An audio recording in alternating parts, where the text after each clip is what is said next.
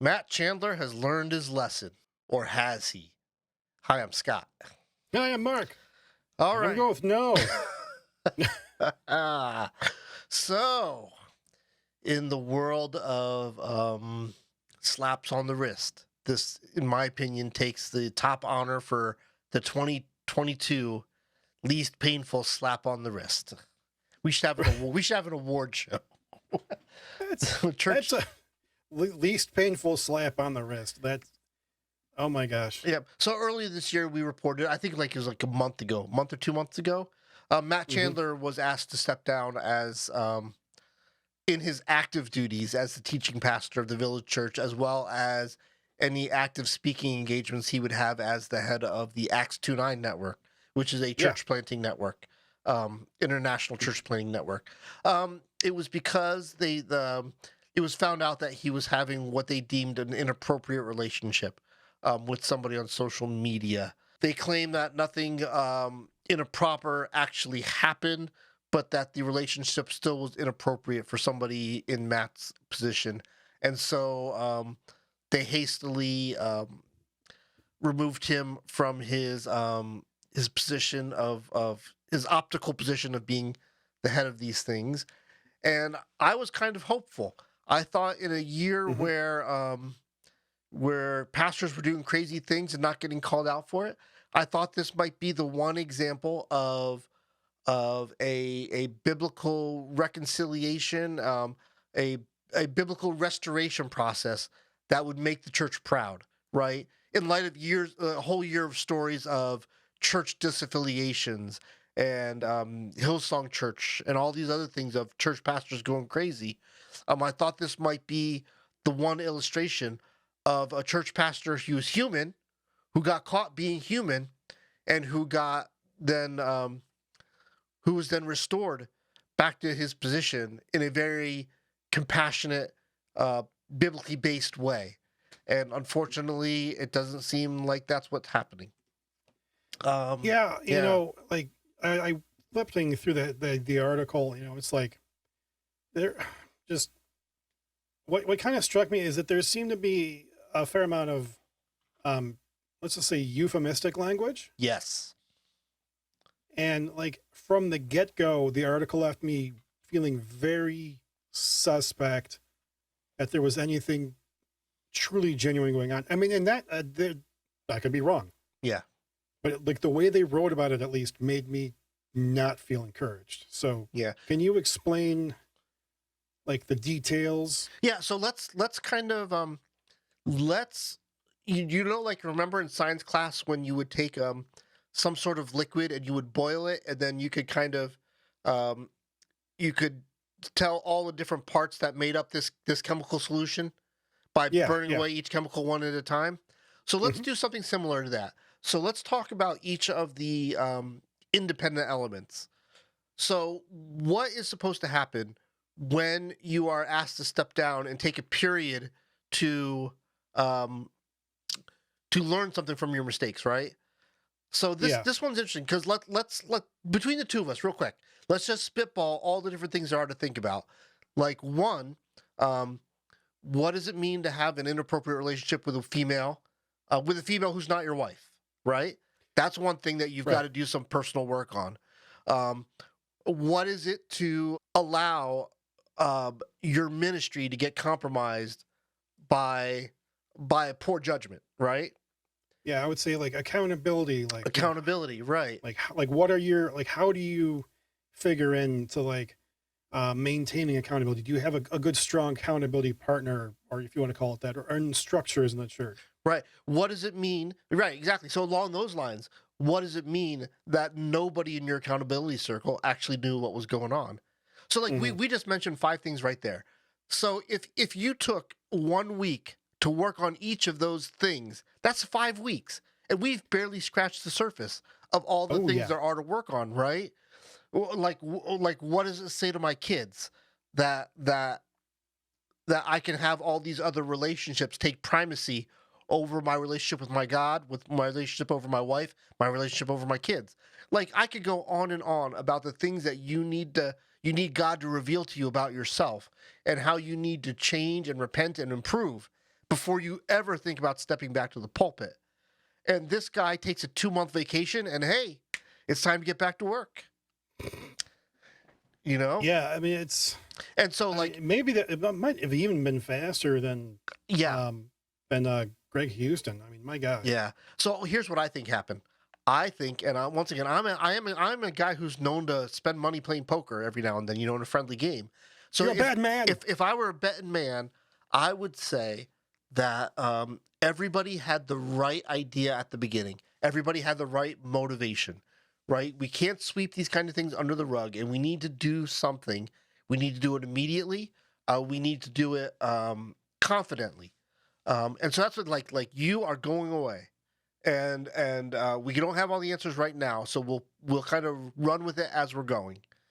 And then you say, oh, well, this guy, he's the visible face of Village Church. He's the visible face of Acts 2:9. The camera loves him. YouTube loves him. Twitter loves him. TikTok loves him.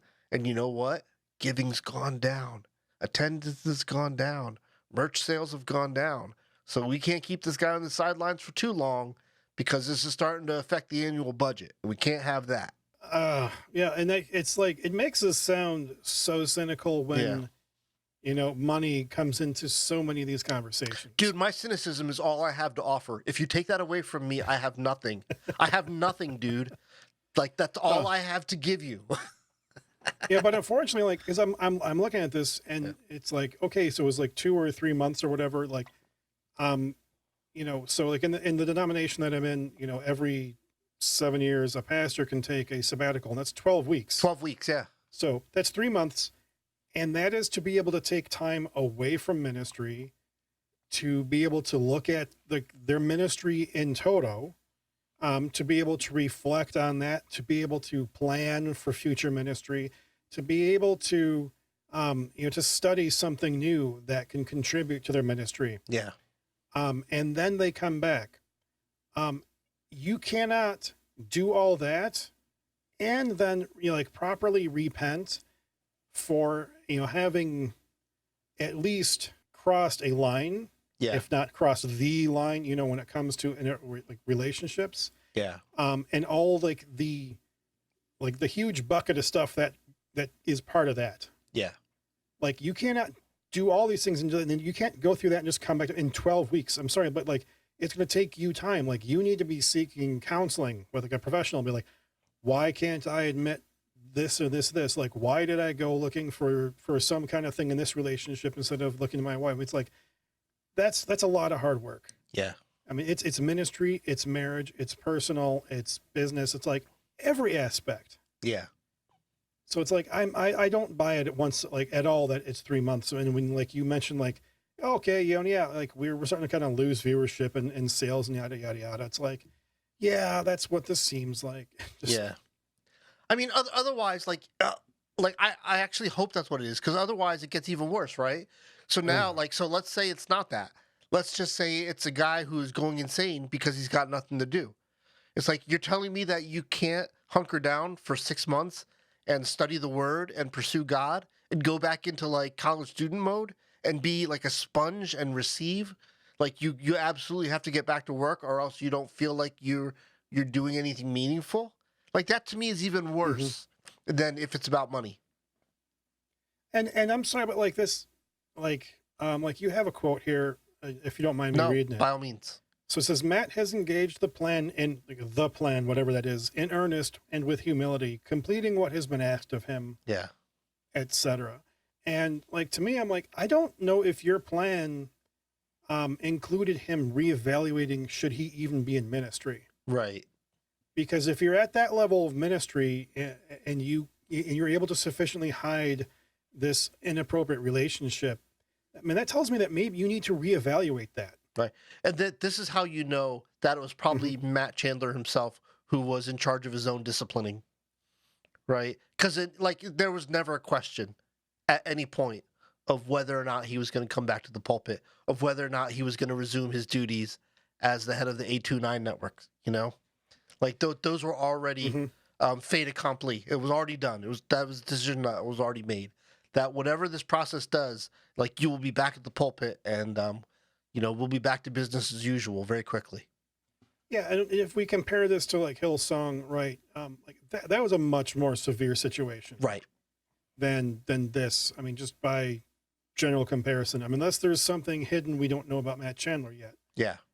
So I mean, so I could understand kind of going into it Yeah. with that belief, like, maybe, yeah, like he'll be coming back to the ministry, but I still think like in like when you're at that high of a level, like you do need to reevaluate, and the people around you need to reevaluate whether or not you should still be involved in that ministry, and that does not at all seem to be done, Yeah.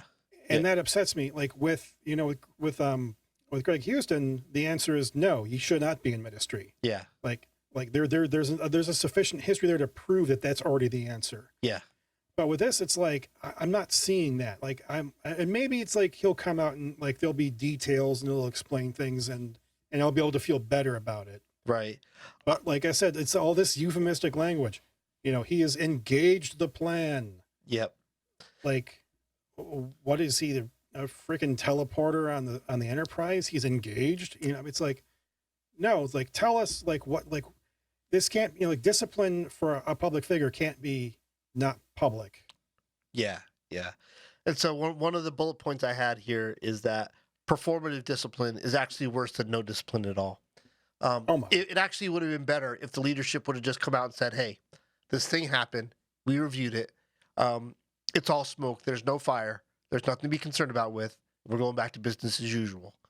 But that's not what they did. They said, "There's something here." Then there's something here Mm-hmm. because we're going to send you away for however long and make you learn your lesson, right? And so there's something here, and yet all the only consequence of whatever it was is a 2-month vacation. That hardly seems like discipline. It really does. I mean, Yeah. for somebody in such a high position, at least. Yeah. So the other thing that gave me, I just wanted to mention this. I just remembered it. The other thing that gave me hope for this process above all others is Matt Chandler is one of the few mega church pastors. Like usually it's kind of like they all protect each other. They protect their own. Mm-hmm. But Matt Chandler is actually the one guy who takes pot shots at Joel Osteen week after week. He will go visit somebody's church. He will go visit another church and be like, get at the pulpit and like, let me tell you what's wrong with your church. Right? And he'll be like very forthright and tell people, these congregations, very uncomfortable things, right? So I thought if there's ever one person who was who has the ability to do some serious self-reflection, it would be Matt Chandler. But yeah, just really disappointed. Obviously, I'm disappointed in the way this happened, but I think how it breaks the church is like it's not like a failure of discipline the way, say, like Catholic priests sexually abusing children, right? It's not Yeah. that failure of discipline where they pretend the problem doesn't even exist.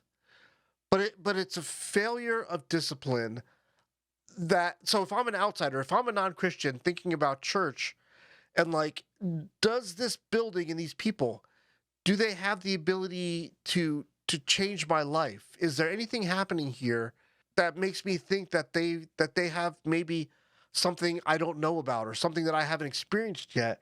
And I just see yet another example of people just doing what comes easy and natural. Like, I'm just going to, then I don't need the church if that's all it is. It's just another, another organization to make themselves money and make themselves important and to make sure that they fly above the net of accountability that seems to affect the rest of us. I'll pass. Thank you. Yeah. And like, I mean, I wouldn't blame anybody for that. It's like, I'm not asking anything of Matt Chandler and his leadership that I wouldn't be asking of my own church. Yeah. I would expect this of, and the same thing when it comes to like, Greg Houston or that other guy, Dave Ramsey, it's like, Yeah. like these, like, and Dave Ramsey's not even the leader of like a church. He just has a quote unquote Christian business, right? It's like, Yeah. I'm not giving anybody any different standard here. Yeah. It's like, I'm holding all these leaders to the same standard. I mean, if I think about it from my perspective, is if it were my own church, and I'm on the leadership team of my church. So it's like, if I had to deal with this, and I really like my pastor, like I would want to be meaningfully lenient, but I would also want to be very forthcoming with, what we're doing to do this discipline that's necessary. Yeah. Yeah. And, and to me, like, I would expect my congregation to want to hear that from me, Mm-hmm. or one of the members of the leadership team, right? They want to hear it from us. Like, what are you doing? Yeah. Like, what are the steps you're taking? Because it's your job to protect us as well. And if we're not going to be getting that from Acts 29, then it's hard for me to trust it. Yeah. I had an idea, like, so let me ask you this. So if you had the ability to discipline Matt Chandler, what would it look like? You're asking that of a guy who's got frat paddles hanging up in the room, I understand. So along with a makes you human. sizable cribbage board. Yeah, that makes you human. That's fine. But no, I mean, like, what I But would do is, like, you're part of a leadership team of a church. What would your leadership team do? yeah, like, so, I mean, like, in the case of this, it'd be like, okay, it would have to be like, you're going to be out of your preaching position for some amount of time, Yeah. probably like probationally. 3 months doesn't sound like that bad of amount of time. Yeah, I would think somewhere between 3 and 6 months, somewhere in there. Yeah, Seems depending appropriate. on like the severity of the issue. Yeah. But at the same time, it's like we would need to be like, set like the standards. Okay, so like this is what we're going to require of you. Like, this is going to require family counseling. Mm-hmm. Of like we will choose, who you counsel with. Yeah. In terms of like a pastoral counsel. Yeah. We would also want to see something like a professional counselor. Yeah. So you're having that, like, the emotional counseling, but then you're having somebody from a spiritual standpoint as well. Right. You'd want to have, like, have people in the leadership team actively part of the process of accountability and analyzing all those points, Yeah. as well as getting feedback from the spouse, to say like, hey, this is what the spouse is saying. Like where do you feel with this? Yeah. And then, of course, getting feedback from the congregation and saying, like, how do you feel about this? Because if the congregation can't feel like they can trust, Yeah. it doesn't matter how much we do as a leadership team Yeah. to do that. So, like, we need to be constantly contacting and getting feedback from the congregation. So it'd just be a very big, thick process. Yeah. Yeah. And having gone through a situation of pastoral discipline, not in the church I'm at now, but a different church. Mm-hmm. Oh my, it's awful. It's painful, as an yeah. elder. It's painful. Like, cause I got to see, and it was the pastor made bad, stupid decisions that they shouldn't have made. Mm-hmm. That they should have had leadership and the finance team brought in on and things like that. But it was ultimately not like, it wasn't even to the level of like having an appropriate relationship. It was just like like a massive administrative failing, but just an administrative failing. Yeah.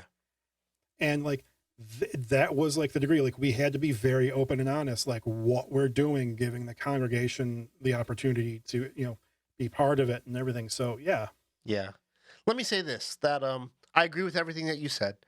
I think that as a professional communicator, I think that Matt is in a unique position where not only can he learn from this experience, but he has now the opportunity to help everybody learn from this. And if it were me, as well, on top of all the things that you just mentioned, I would be like, Matt, you are not going to be preaching from the pulpit for a while, but you do keep your paycheck, and you are going to write a book. You're going to write a book, and it's going to be your confession of what went wrong, how you failed the church, and how the church failed you, and how do we find our way back out of this mess together, right? And then you're going to write this book, and all the proceeds from this book are going to go to whatever, whatever charity, whatever, right? But you don't get to see a dime for this book because you're still getting paid by us as a member of the staff, right? And so that's the part that I think is also important, as well as just the disciplining part, is there also needs to be a redemptive part. Like For sure. The story of this needs to end up being the ability to disciple people through this in the future, right? And so that's what I would really like to see come out of this. is yeah, he's coming back to the pulpit sooner than I would have liked, but he's coming back no matter what, and I think that's fine, right? I think that's probably appropriate to what happened. So I would just like to see this end someplace that ultimately makes the Big C Church more resilient and stronger for it. Yeah, I'm going to maintain hope. Yeah, totally. So, Matt, stop doing crazy stuff like this, okay? And don't discipline yourself. Leave disciplining to others. Village Church, come on, like little common sense here, a little bit of common sense, and don't worry about the bottom line so much. Yeah, if you don't like it, you can email us. There you go. Aha. Aha. Yeah. So we're churches lame. We love the church, and we just see an abundance of crazy things that churches do that break the entire body, and we talk about it. So maybe it's not a mystery to Christians why churches don't get no love and no respect. And if you want to add to that conversation, especially in regards to Matt Chandler, too soon, too early, are we being too hard? Are we not being hard enough? Leave us some comments. Hit those thumbs up and thumbs down buttons and hit subscribe. And if you're listening to the podcast, shoot us an email. churcheslamepodcast@gmail.com. And with that, may the Lord bless you and keep you. May the Lord make his face to shine upon you and be gracious to you. May he lift his countenance upon you and give you peace. Amen.